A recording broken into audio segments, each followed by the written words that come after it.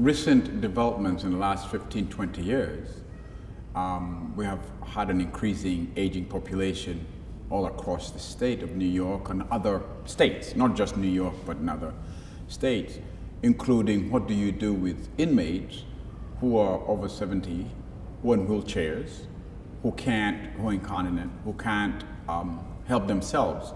So they've established regional medical units, RMUs, in two of the facilities, one of them that I'm familiar with, Fishkill, in which if you walk in, whether people walking with walking canes or the walkers that help on wheelchairs, so it creates a real problem for maneuvering around the prisons, because these prisons were built 100 years ago, 90 years ago, and now you're faced with an aging population. So what do you do with them? The medical cost of that population goes up. So we are faced with an increasing population of older adults who have not finished serving their sentences. So the question is, should they be let out?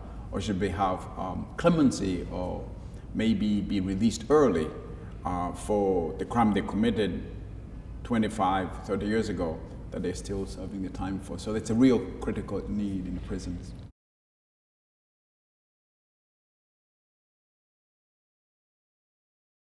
You have issues of not being able to get around. You have to be physically fit to maneuver the yard, whether you want to play basketball, you want to play racquetball, whatever you want to do. So you become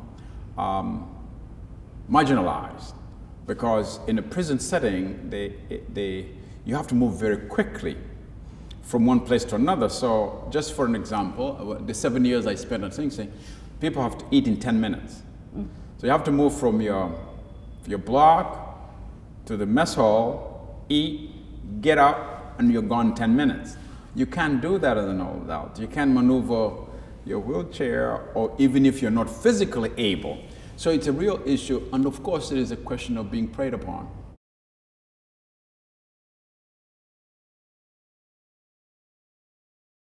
You have almost two polar ends of the prison population. You have an aging population, and then you have the massive young guys coming in, gangs, Latin Kings, and the Crips and the Bloods and so on. So you have these gangs coming in who are, ruthless is not a word, but it's no boundaries at all. They'll take you out, any question, anything, whether you're blocking their way or, and so they get shoved and shifted on the side. So it's a real, and prison architecture is very narrow.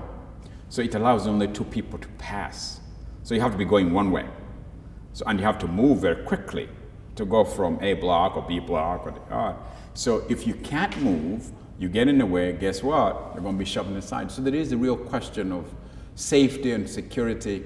And I think that we have to pay attention to that, because they're the forgotten population. So, and those of us, the counselors, the chaplains, even the officers know who they are.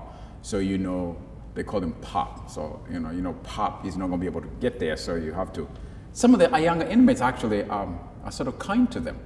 So they know that POP can move, so let's move him so he can get in front, so he can eat quickly. But overall general population, it's fast moving, get there, get it done, get up, and they have, So it's an issue of the young population versus the older population prisons.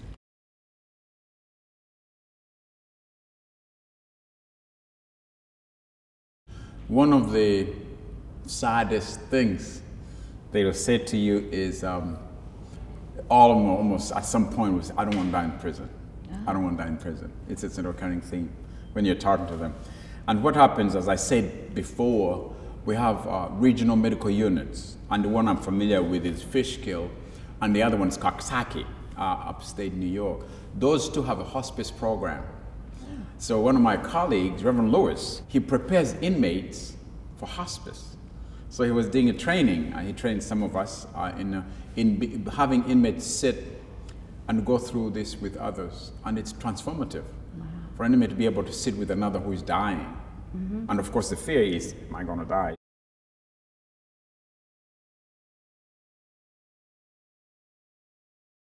So if you're at Sing Sing and you're at end of life issues, so they move you.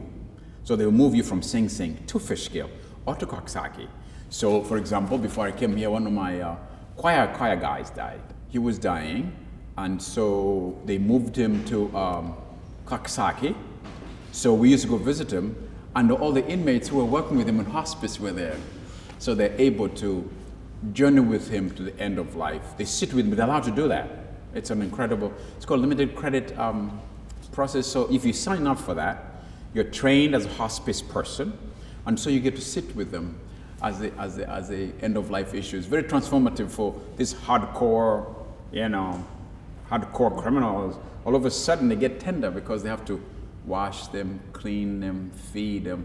So whenever I would visit Wayne, Brother Wayne, my choir director, when he was dying, I would get to meet them as they took care of him in his last stages. So it's both tragic, but it's also positive because it allows them to see that they can take care of each other in those tender moments, end of life issues. So both Fishkill and Coxsackie have that program.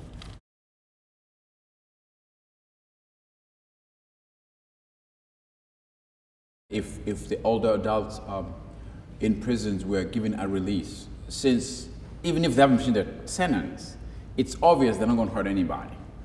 And so the families want them home. We petitioned for Brother Carlisle. We called him Brother Wayne, but his real name was Carlisle. And we petitioned, but the hands were tied because if you have mandatory sentencing, so you have no negotiation. So we could lobby to allow people to be released early. If you're dying and the doctor can certify you're dying, he had cancer, and people knew he was dying. So that's something that all the adults commission or committee, ministry could get involved in across the country to see if it's possible in federal prisons, in state prisons, to have people who are dying to be released so they can go to their families, because the family was willing to have them. So I want grandpa to come home and die, but they had to serve their sentence, so he died in prison. And he had told me that. He said, I don't want to die in prison.